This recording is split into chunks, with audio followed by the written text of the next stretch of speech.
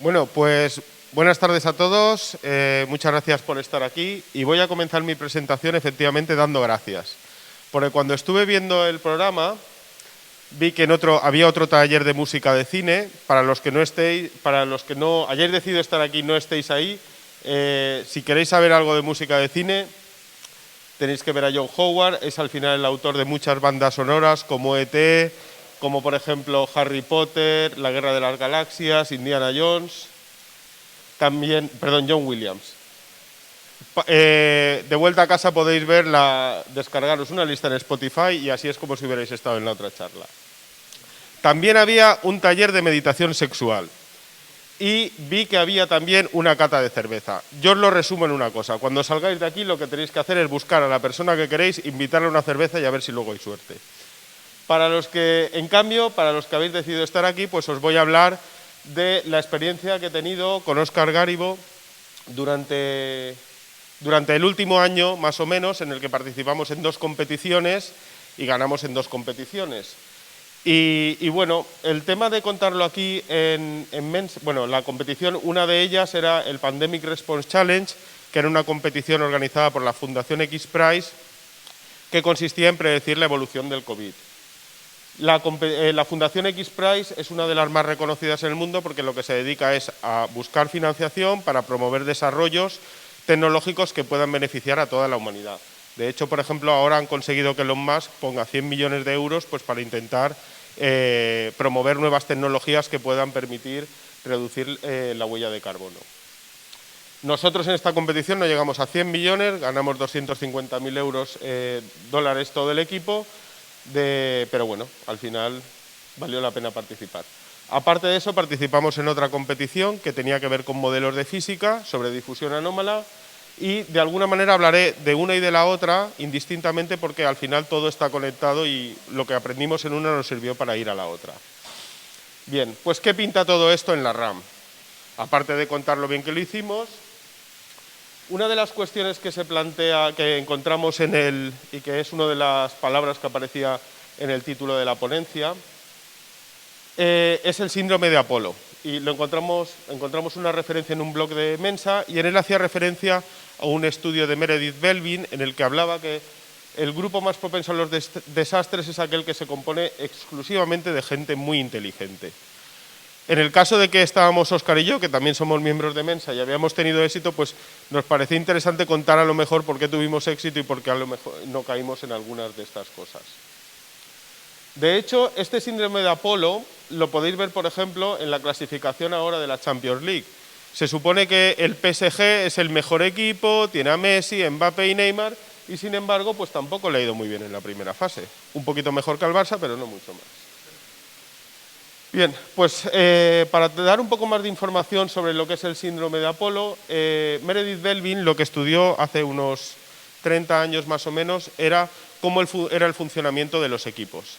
Entonces, diseñaron diversos juegos de simulación empresarial y entonces habían analizado los candidatos. Y ellos postulaban que los equipos de las personas más capacitadas eran los que iban a tener éxito.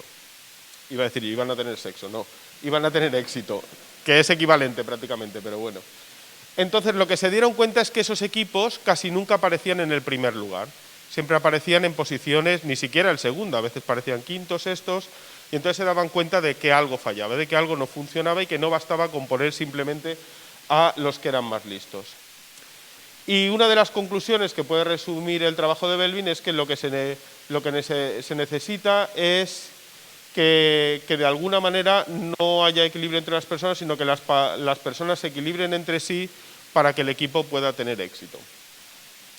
Bien, para los que queráis ver luego más información sobre la teoría de equipos de Belvin, hay unos cuestionarios en los que se pueden establecer perfiles y él categorizó en 9 estilos, que son cerebro, investigador de recursos, coordinador, impulsor, monitor evaluador, cohesionador, implementador, finalizador y especialista. Cuando se trabaja en equipo, lo que es importante es que haya distintas personas que cubran todos los roles. Si vosotros hacéis los test de Belvin, generalmente tendréis predominio de uno o dos. ¿Qué es uno de los consejos que se debe utilizar? Es que tú veas qué tienes alrededor y que si tienes dos en los que puedes destacar, intentes no solaparte con nadie y te vayas hacia otro perfil que puede estar sin cubrir y que puede aportar al equipo. Bien, pues bueno, ¿cómo ganamos y qué aprendimos por el camino? Va a ser un poco de lo que os voy a contar en esta charla. Bien, la estructura empezaremos en enero de 2020 y llegaremos hasta abril de 2021 y dentro de cada mes pues indicaré un poco las lecciones que nos llevaron de una cosa a la otra. En enero de 2020 la idea es exponerse a nuevas ideas. Fui a una charla y conocí que había una competición sobre difusión anómala. La difusión anómala consiste en intentar caracterizar cómo son las trayectorias de partículas que se mueven. Esas partículas se pueden encontrar tanto a nivel celular como a nivel de grandes organismos. De hecho, desde hace unos 10 años ya se habían estudiado cómo eran los patrones de movimiento de las personas a partir de la telefonía móvil. Toda la polémica que teníamos hace unos meses de si nos monitorizaban o no, no hay por qué tener ningún problema. En Estados Unidos lo hicieron y ya sabían perfectamente cómo se desplazaba la gente y qué patrones seguían. Así que no padezcáis si pensáis que alguien os ha robado los datos o sabe mucho de vosotros. Bien, estos movimientos se pueden pensar que son por azar. Como definición de azar, pues aquí lo que tenemos es casi si la definición esta de todas las acepciones sería al azar, sin rumbo ni orden. Pues aunque parezca que ciertos movimientos no tienen orden, sí que los tienen y responden a ciertos patrones. Y según los patrones podemos saber características de los individuos o de las partículas. El primero que estudió estos fenómenos fue Robert Brown cuando estaba estudiando el polen de esta planta, de la Clarkia pulchela. Entonces, lo que observó es que había partículas de polen, que estaba observándolas en el microscopio, se estaban moviendo y no sabía por qué se estaban moviendo. Conjeturaba que podía ser la mínima unidad que tenía vida. Eso no estaba claro y Albert Einstein en 1905 conjeturó que eran las propias partículas las que ejercían fuerzas de repulsión unas con otras y provocaban el movimiento. No le dieron el premio Nobel a Einstein por estos postulados, porque se lo dieron porque ya le habían dado el premio Nobel por el efecto fotoeléctrico, pero sí que se lo dieron a Jean-Baptiste Perrin porque demostró que los postulados de Albert Einstein eran ciertos. A este tipo de movimiento, cuando las partículas se mueven de manera prácticamente al azar, es a lo que se conoce, grosso modo, como movimiento browniano. Bien, pues lo que nos planteamos en esta challenge era estudiar 5 tipos de movimientos. Continuous Time Random Walk, Fractional Brownian Motion, Levy Walk, Anneal Transient Time Motion and Scale Brownian Motion. Para explicar brevemente cómo son estos 5 tipos de movimiento, os voy a indicar algunos ejemplos. Continuous Time Random Walk. Un random walk es cuando perdéis algo en casa y vais dando vueltas.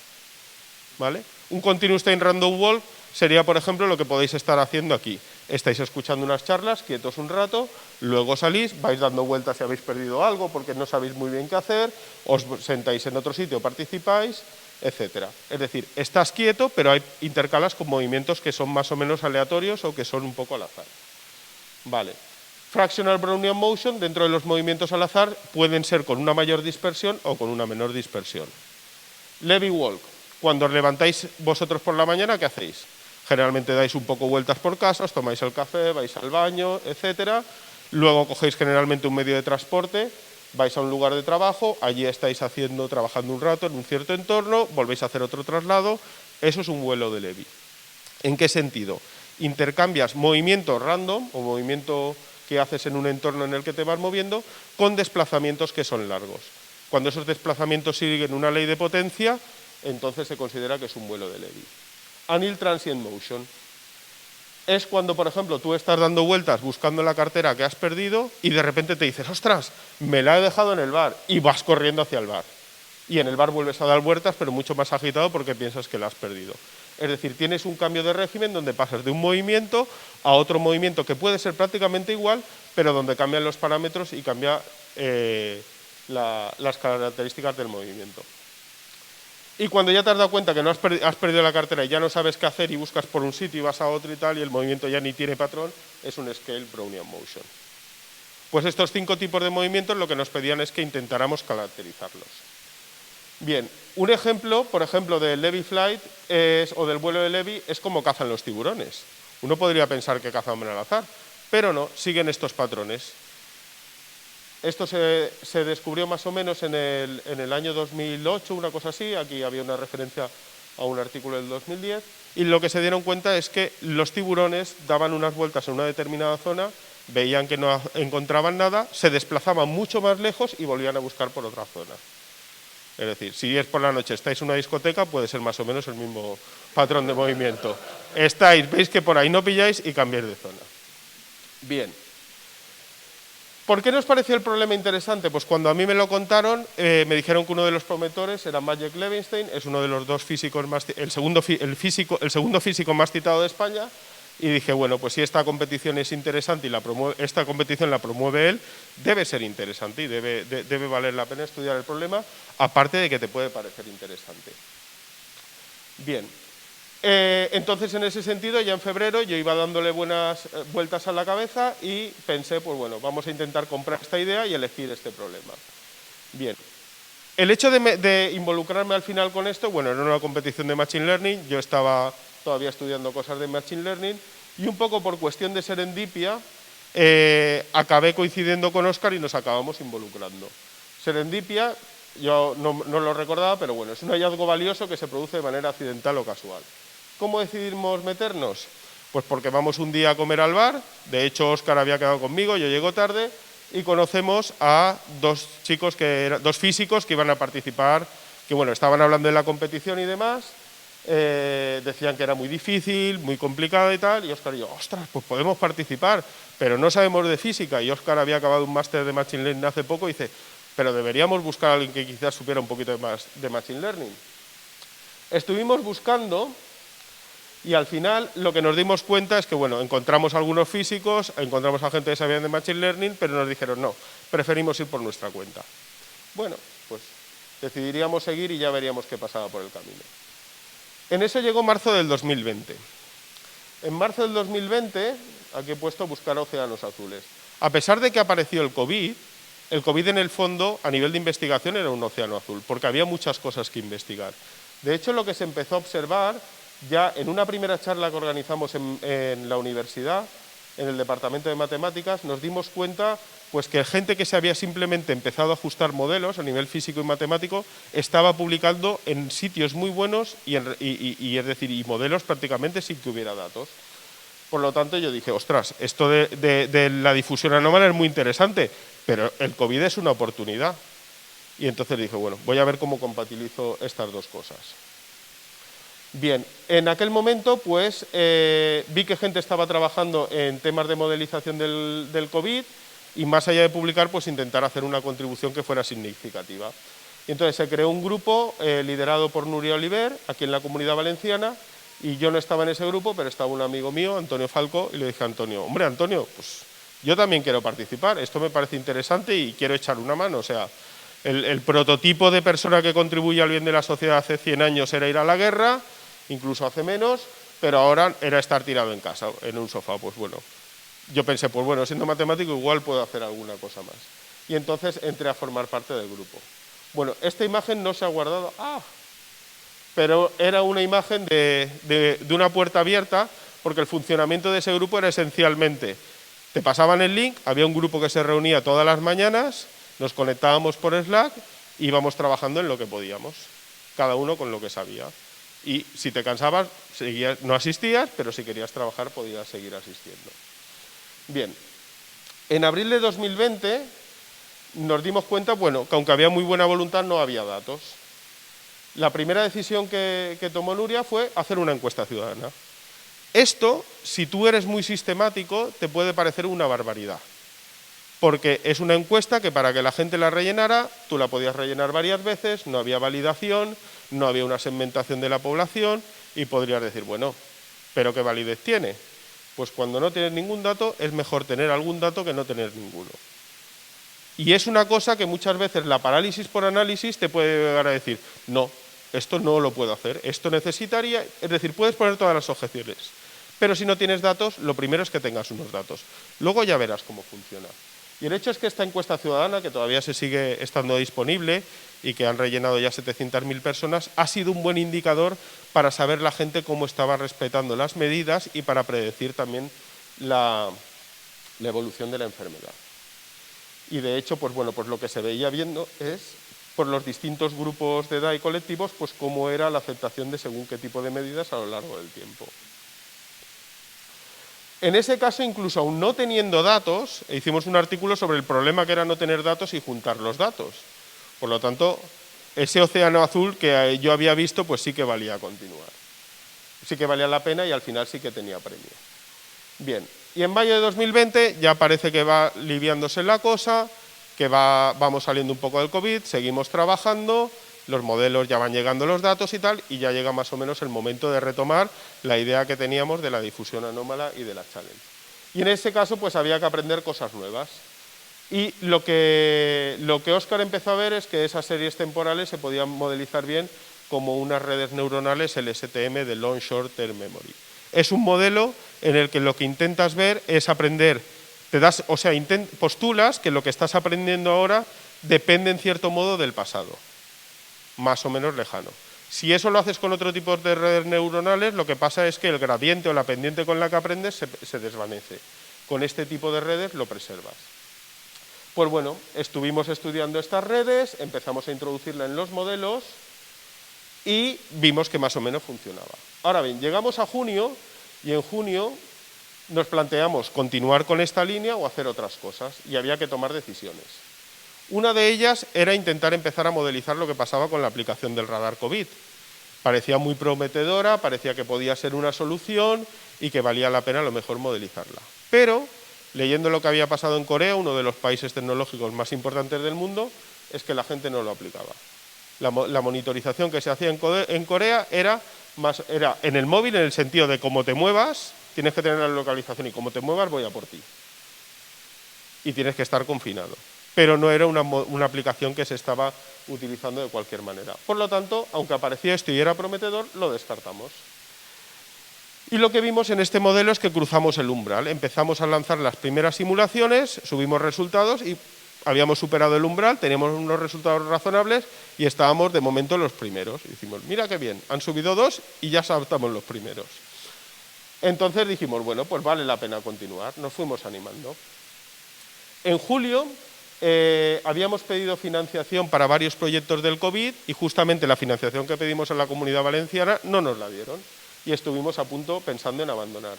De hecho, pedimos este dinero aquí a esta ayuda y parecía pues que nuestra contribución no era merecedora.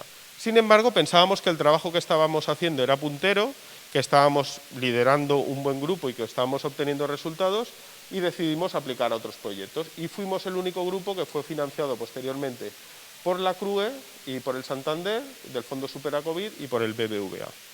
Con lo cual, muchas veces, uno de los mensajes es que no penséis que el reconocimiento os va a llegar de la manera que vosotros pensáis. Nosotros podíamos pensar, éramos candidatos idóneos para recibir la financiación de la Comunidad Valenciana si estábamos trabajando aquí. Pero, sin embargo, el reconocimiento lo obtuvimos por otro medio. Y eso nos animó a que siguiéramos continuando. Y a estas alturas ya éramos uno de los grupos consolidados que más estaba trabajando y con mejores datos y modelos del COVID a nivel de España. Bien. En agosto, pues ya prácticamente en agosto de 2020, si recordáis, parecía que todo estaba controlado, hacía buen tiempo y le dedicamos más tiempo a la challenge. Y empezamos a intentar nuevas cosas. Entonces lo que vimos es que nuestro modelo casi lo habían conjeturado otros que participaban en la challenge hace cosa de un año. Y entonces empezamos a dudar y dijimos, tenemos que probar cosas nuevas. Empezamos a estudiar otras cosas y al final vimos que los modelos no acababan mejorando lo que había. Y nos plantamos en septiembre y dijimos, a ver, tenemos dos opciones, o seguir mejorando o apostar por lo que tenemos ya e intentar afinarlo lo máximo posible. Y aquí es muchas veces donde si uno es mensista se puede aburrir y puede decir, no, yo quiero aprender, quiero hacer otras cosas, más que estar repetir experimentos, modelizando, etc. Y lo que hicimos fue, bueno, después de darle muchas vueltas, propusimos una arquitectura donde combinábamos en parte lo que habían visto los otros con las LSTMs, las modificábamos y poníamos una capa de convolucionales. Y lo que nos dedicamos prácticamente, y en eso Óscar sabe todas las horas que le tuve que dedicar, que estaba encima del ordenador, era experimentar, entrenar, repetir, entrenar. Llegados a este punto uno puede pensar, no, la idea tiene que ser brillante, la idea se le tiene que ocurrir, hay que seguir estudiando, pero nos quedaban 2 meses para acabar la competición y decidimos apostar por un camino y hacer un trabajo que podía ser más o menos sistemático, pesado, pero que era la carta que íbamos a jugar. No íbamos a cambiar de cartas y no íbamos a esperar buscar otra opción. Esto yo creo que fue un poco el punto de inflexión en el de decir, oye, no podemos estar esperando hasta el último día y hay que ser sistemático y hacer un trabajo pesado. Pues bueno, en octubre del 2020, ¿qué seguimos haciendo? Pues continuar entrenando, repitiendo lo mismo con la arquitectura que nosotros habíamos decidido. Y luego, finalmente, aunque fuera por 10 milésimas, conseguimos ganar la categoría de ajuste de modelos en una dimensión, la tarea de regresión. Obtuvimos buenos resultados en otras categorías, pero esta fue en la que conseguimos ganar. De hecho, en un momento dado también nos planteamos los esfuerzos que había 9 categorías y dijimos, vamos a intentar ir sobre todo a por una, porque preferimos destacar en una y luego en las otras haremos lo que podamos. Porque siempre podremos decir que hemos ganado en una categoría o que hemos quedado bien. Y creo que esa también fue otra de las buenas decisiones que tomamos en su momento. Y claro, habíamos conseguido ganar, estábamos súper contentos, pero queríamos hacer otras cosas. Y empezamos a buscar nuevos desafíos. Y vimos que existía esta competición, que era intentar predecir la evolución del COVID a partir de modelos de inteligencia artificial. Hasta la fecha no se estaban utilizando modelos de inteligencia artificial porque apenas había datos, pero ya teníamos datos de prácticamente 8 meses de pandemia. Y dijimos, bueno, pues ya había un trabajo en el que él lo postulaba y dijimos, bueno, pues resulta aquí no ha salido tampoco la imagen, pero en ese trabajo lo que decían es que los modelos de LSTM que nosotros conocíamos podían servir modificándolos para eso, para predecir la evolución del COVID. Esta es la arquitectura. Esta es parecida, fijaros que la nuestra tenía 2 capas de LSTMs bidireccionales y capa densa al final que luego se combinaban con otra. Pues bueno, no teníamos mucho tiempo y en ese momento nos planteamos, decimos, bueno, ya hemos hecho todo el trabajo, seguimos teniendo apoyo, tenemos un grupo consolidado, creemos que lo hacemos bien a nivel nacional, pues vamos a intentar hacerlo a nivel internacional. Y como además tenemos idea de cómo funcionan estos modelos, pues lo que haremos será aplicar los modelos que teníamos del otro problema, la misma arquitectura que sabíamos que podía funcionar bien, a este tipo de problema. Y en cosa de una semana conseguimos empezar a tener resultados y lo que hacían estos modelos era combinar medidas de cierre con evolución de la enfermedad. Hay un dataset muy interesante de la Universidad de Oxford donde sistemáticamente se empezaron a decir, por ejemplo, nivel de cierre de colegios, pues puedes tener nivel 1, nivel 0, no cierres los colegios, nivel 1, solo unos cuantos niveles educativos, nivel 2, la mayoría de niveles educativos, nivel 3, cierras todo el sistema educativo. Y esas medidas podían ser también cierre de colegios, de lugares de trabajo, de movilidad, etcétera. Y entonces tú podías ir viendo cómo cuando cambiabas estas medidas evolucionaba la enfermedad. El hecho de tener datos de todos los lugares del mundo con todas estas medidas lo que permitía es que los modelos aprendieran cómo se iba a responder en el futuro. Y la ventaja es que estos modelos permitían predecir el comportamiento a lo largo de semanas y meses y los otros modelos que había hasta la fecha, más matemáticos, solo permitían predecir en una semana o en unos días. Bien, pues nosotros empezamos a trabajar, ¿veis? Por ejemplo, aquí sería cómo ha sido el cierre de colegios. Pues desde enero de 2020 no había cierre de... Perdón, esto era... Vale, no había cierre de colegios, nivel 0, luego se cerró todo, luego llegó el verano que había un poco, una semana, unos días al final en agosto se cerró todo, luego se liberó, etcétera. Esta era un poco la evolución. Y esencialmente el modelo lo que intentaba predecir era algo parecido al R0, que era la tasa de contagios que se obtenía de un número, el día n, a partir del día anterior, el n-1. Ese era un poco el objetivo de todo este modelo. Bien, aparte de todo eso, esa era la primera fase que controlábamos, aparte estaba otro problema que había que resolver, que era el calcular un frente de Pareto. El principio de Pareto supongo que a la mayoría os sonará. ¿A cuántos les suena el principio de Pareto? La mayoría, el 80-20. Aparte, es lo que pone ahí, el 80% del beneficio es con el 20% de esfuerzo y el otro 80% del esfuerzo sirve solo para el 20% de beneficio y prácticamente lo puedes tirar. Bien, pues lo que se planteaba era lo siguiente. En esta gráfica lo que teníamos era el número de casos y el coste de las medidas.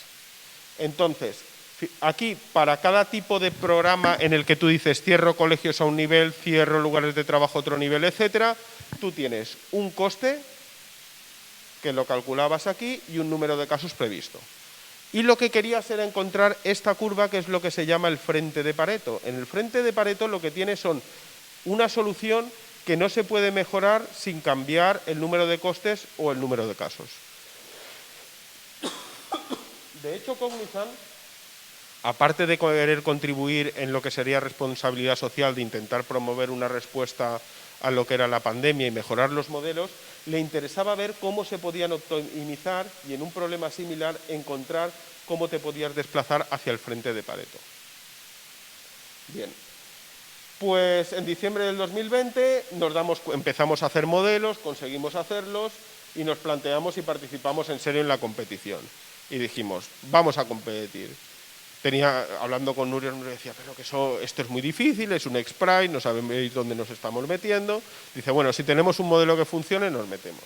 Conseguimos tener un modelo que funcionara y una de las ideas es que al final, pues bueno, los demás no suelen ser mucho más listos que tú. Y no, esto, no sé si habéis visto, se habla mucho de Steve Jobs, hay un pequeño corto en el que dice que más o menos, pues que cuando tú creces o cuando empiezas a crecer, toda la gente te dice que el mundo es como es y que parece que tu vida tenga que ser la de cualquier otro, etcétera.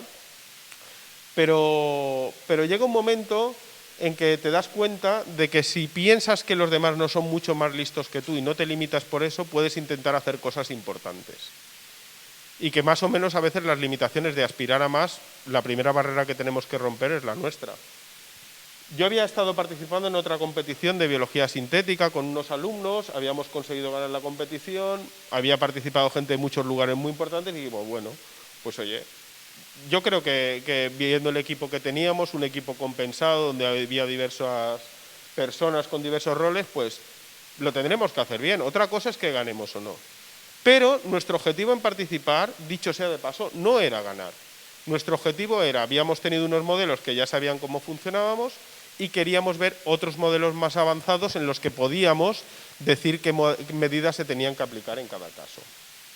Y en cualquier caso, siempre todo lo que aprendiéramos de esos modelos nos podía tener mejor preparados. Y con eso conformamos un equipo multidisciplinar, donde estábamos Nuria y yo liderando el equipo, donde estaba Óscar, Víctor, que lo tengo por aquí también, luego teníamos físicos, informáticos, analistas de datos, etcétera. Un grupo variopinto donde además combinábamos gente que ya estábamos establecidos como profesores de universidad con alumnos que estaban recién acabando el máster y estaban a lo mejor empezando a hacer investigación.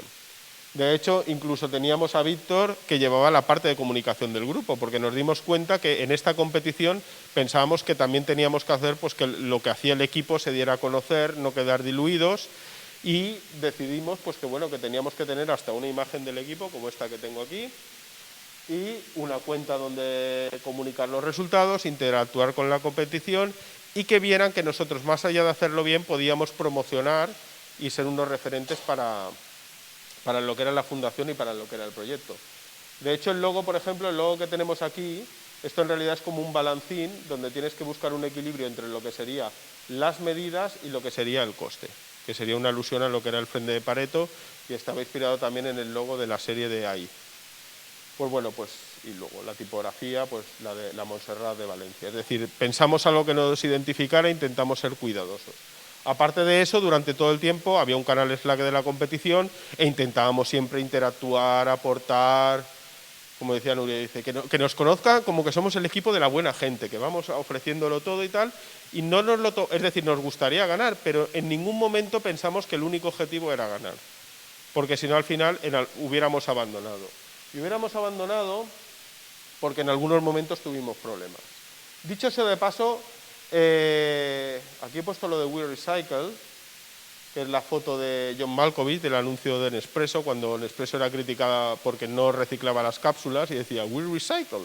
Pues bueno, nosotros reciclamos los modelos que teníamos del Andy Challenge de la competición anterior para intentar hacer mejores predicciones. Y esencialmente nuestro modelo se acabó convirtiendo en un pool de modelos donde para cada uno de los países entrenábamos un modelo diferente. Un modelo de estos de aquí que se combinaban con las medidas y acabamos obteniendo el resultado.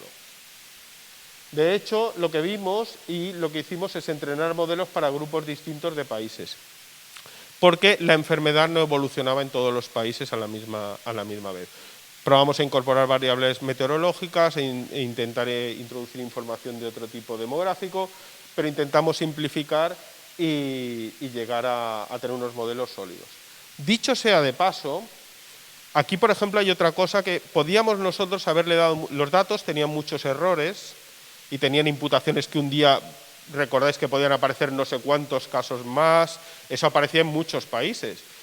Y lo que decidimos, sacrificamos eso y dijimos, vale, no vamos a limpiar los datos porque estábamos trabajando 14 personas, cada una en su casa, no nos estábamos viendo, iba a ser difícil incluso tener las últimas versiones y dijimos, lo que queremos es que funcione bien el modelo y lo que queremos, es decir, no vamos a empezar a trabajar con diferentes versiones porque ya veíamos que nos estaba siendo complicado incluso entrenar los modelos. Y aún así nos equivocamos y predecimos la extinción de todo el país de Belice. Varias veces. Entonces, es curioso porque había dos métricas. Una es la posición que ocupabas en promedio por países, en esa estábamos los terceros, y luego era el número relativo de errores. Entonces, aunque Belice tenía muy poca población, predecir el exterminio de Belice pues nos ponía los últimos prácticamente. Entonces iban pasando los días, recogíamos, y de estar arriba veíamos como en los casos relativos en el mar íbamos, venga, venga, venga, que ya se ha exterminado Belice, ahora ya nos mantenemos. Y bueno, nos pasó con Belice, con algún otro país, pues bueno, eran circunstancias. Aquí también podíamos haber pensado que si mirábamos solo ese ranking, que no tenía sentido seguir con la competición. Pero nos parecía interesante lo que estábamos haciendo. De hecho, los modelos que teníamos nosotros los utilizamos para predecir la ola que hubo en enero de 2021 en la Comunidad Valenciana. Y con esos modelos se utilizaron de referencia, predecimos el pico y no nos fuimos más de 200 casos el día del pico, con lo cual se pudo aguantar el máximo posible y había una referencia de dónde se pensaba que iba a estar el pico y si teníamos que cerrar más o no cerrar más. Así que bueno, en febrero lo que había que hacer un recomendador de medidas y pensamos en que había que hacer algo que funcione. Porque el problema en el que estaba pensando Cognizant, que quería que se resolviera, de buscar cómo se encontraban estos puntos rojos de manera óptima, eso no era inviable. De hecho, eran trillones de combinaciones, eran unos algoritmos complicadísimos que había que utilizar y vimos que no iba a ser viable en las circunstancias y con el equipo que teníamos, porque recordar que en enero, febrero de este año estábamos cada uno metidos en casa y estábamos en la vorágine de la hora. Entonces, pues bueno, lo que pensamos es en este frente de Pareto es intentar ver características e intentar reducir al máximo posible el espacio. Aquí un poco la idea era que cuando tenías una solución o una partícula o un punto, lo que tenías que buscar, esta está dominada, si podemos encontrar una que es mejor porque te vas más hacia la izquierda aquí o porque te vas más abajo. Y esto era encontrar el frente. Entonces, para encontrar el frente lo que dijimos es, bueno, vamos a simplificar el problema. Estuvimos estudiando, estas eran las medidas más importantes y lo que estuvimos viendo es, había un algoritmo greedy, un algoritmo voraz y luego lo que vimos es una selección de estas medidas con las que tenía mejor coste, luego también un muestreo que hiciéramos y un hecho que nos fue crítico es observar que prácticamente los modelos, independientemente del país, cuando tú tenías una cierta política te convergían siempre a una misma tasa de contagios. Entonces, en vez de hacer toda la exploración, dijimos, caracterizamos a partir de los pesos cuáles son esos valores de convergencia y utilizamos esos valores.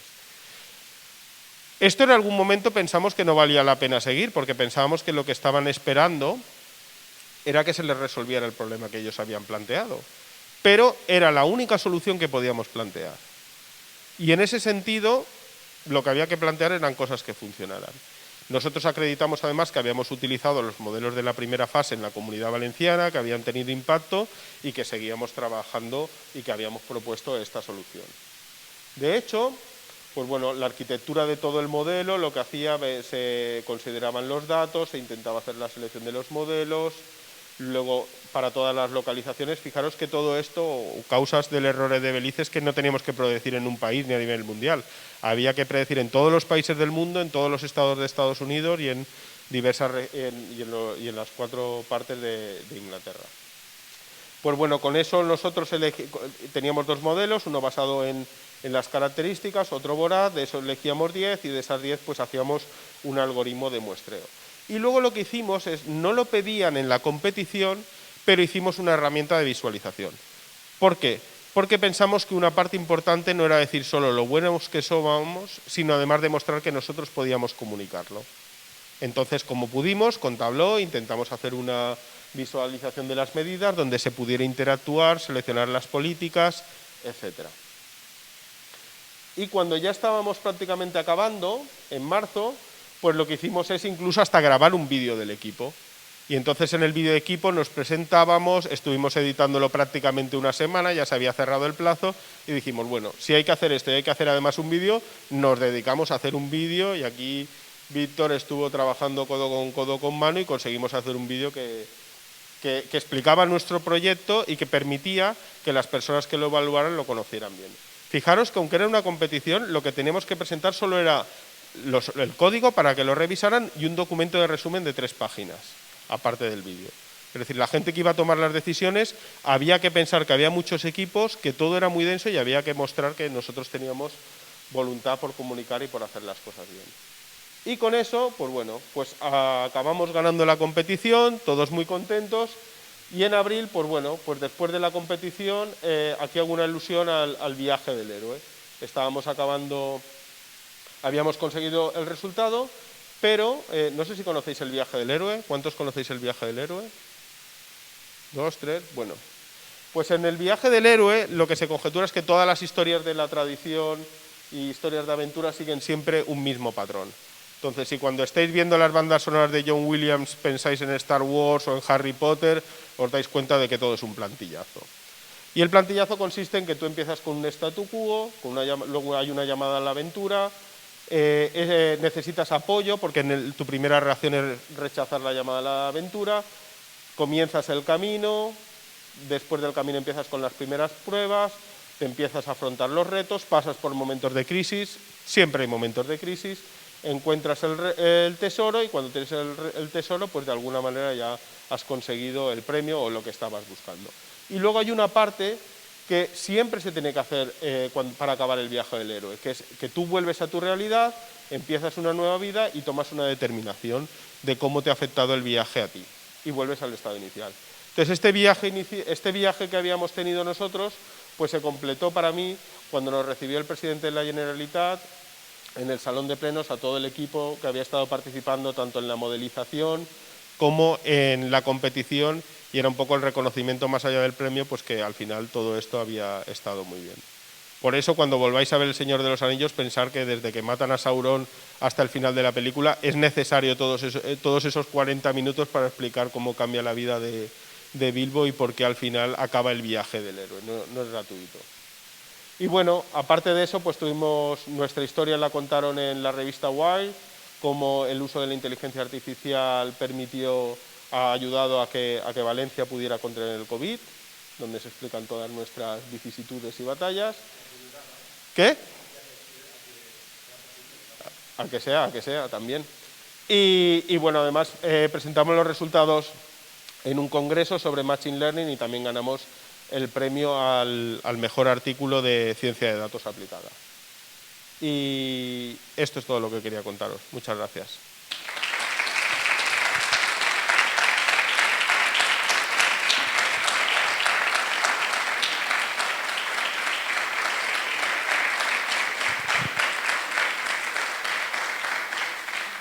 Pues, preguntas, dudas. No he mirado cómo evoluciona la pandemia, por si alguien tenía dudas, pero bueno.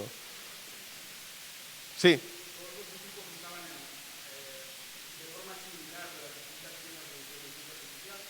Sí, a ver, había un artículo de referencia Cognizant, de una división de investigación, y ellos habían conjeturado ese modelo. Y lo que te transmitían es, tienes que hacer un modelo donde mezcle casos con medidas de confinamiento. Y la arquitectura de referencia era, había una donde tenías un umbral.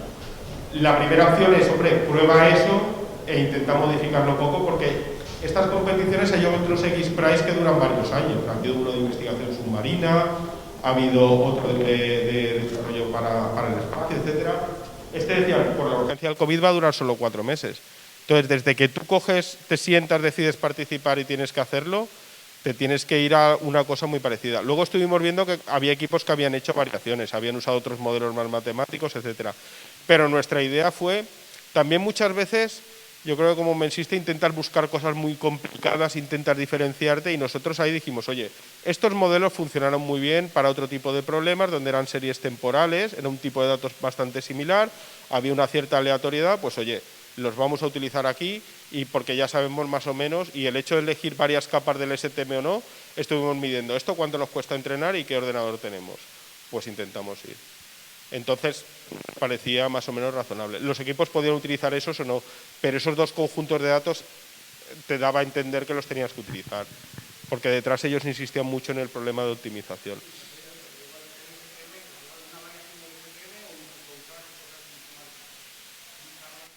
Sí, lo que pasa sí, podíamos haber utilizado cualquiera. De hecho, es decir, el otro equipo que quedó segundo había usado una aproximación que no usaba prácticamente inteligencia artificial, usaba modelos más matemáticos. Lo que pasa que nosotros, más aparte de la competición, es que se juntó un poco el hecho de que ya sabíamos cómo teníamos un cierto conocimiento de la importancia de extraer características y luego entrenar con la dependencia temporal. ¿Más preguntas? Sí. ¿Cómo se evaluaban a los niños? ¿Cómo? ¿Cómo se os evaluaba? O sea, que... Se los evaluaba, a ver, había un tablero con la clasificación donde te daban por error relativo de países, y entonces era un poco lo que tenías que hacer, eran casos por 100.000 habitantes relativo, Óscar. Tenías por un lado el MinRAN, que básicamente era coger en cada país y evaluar. No sé si me escuchas. No, pero para que quede.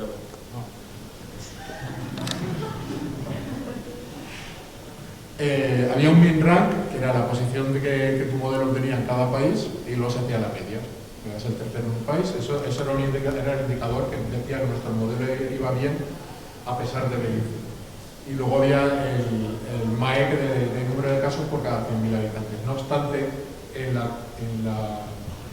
para determinar qué equipo ganaba no se basaron en eso. De hecho, había una primera fase que era el modelo predictor, que no todos los equipos pasaban, había una criba, y en la segunda fase con el prescriptor se evaluaba que tuvieras compartido código, se evaluaba la composición de los equipos, se evaluaban, no sé, había 7 o 8 condiciones de evaluación que no eran simplemente, nuestro modelo no fue el que mejor funcionó en predicción, ni por Belice y porque otros lo hicieron mejor.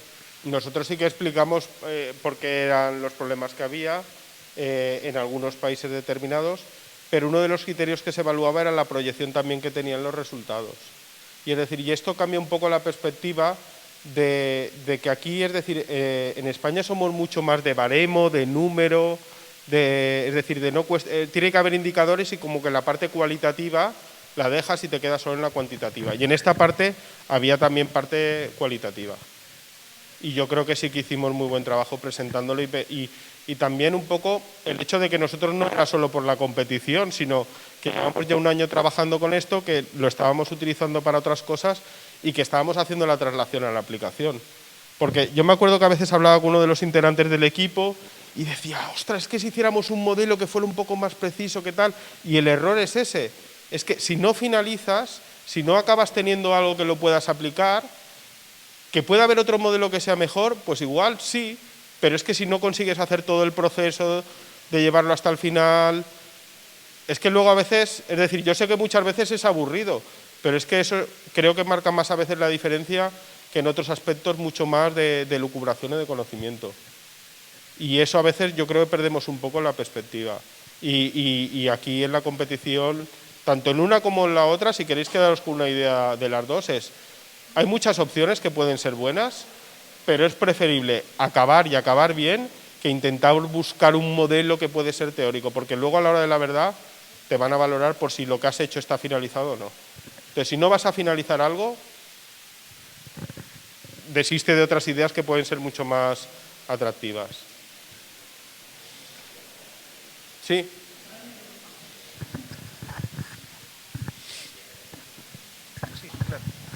Sí, has comentado que desarrollasteis con Tableau unos cuadros de mando, supongo, Sí. para poder visualizar todas estas series e Sí. interactuar con ellas. ¿Esos cuadros de mando son públicos? ¿Podemos consultarlos Bueno, nosotros? los dejamos públicos, lo que pasa que, a ver, una de las cosas que cuando hemos estado trabajando y pasando modelos a la Generalitat, no hemos intentado huir siempre de ir de la prensa. Es decir, así, en varias épocas de la pandemia ha habido gente que ha dicho, pues, había una noticia que decía, este matemático sabe cuántos se van a morir en España al día siguiente, y predicciones de ese estilo. Y hemos intentado huir siempre de eso porque nuestra función no era salir en la prensa. Si hubiéramos salido, vamos, a patadas podíamos haber estado, pero lo que pensábamos es que si nosotros, por lo que fuera, no éramos demasiado precisos en una estimación, íbamos a quedar desacreditados cuando estábamos haciendo en general un buen trabajo. De hecho, hubo uno de los grupos que también de la Universidad Politécnica, que empezó saliendo en prensa, haciendo predicciones y tal, y cuando se le empezaron a descuadrar, se sintieron con tanta presión que prácticamente lo abandonaron. Entonces, hicimos los tableros esos, que están en Tableau, son públicos, y los hicimos, lo que pasa que luego no los hemos ido alimentando. Igual era un poco porque nosotros nos limitábamos a entregar la información que nos pedían y porque al final pensábamos que a lo mejor íbamos a tener una exigencia que a lo mejor pues no estábamos dispuestos a asumirla, o una presión por ir actualizando y demás, y que al final, pues bueno, pues... Pero el código de todo lo que hicimos está abierto y está disponible y se puede descargar. Si uno busca el artículo se puede ir viendo. Gracias. Vale. Pues nada, si no hay más preguntas, muchas gracias por haber asistido y espero que os haya gustado.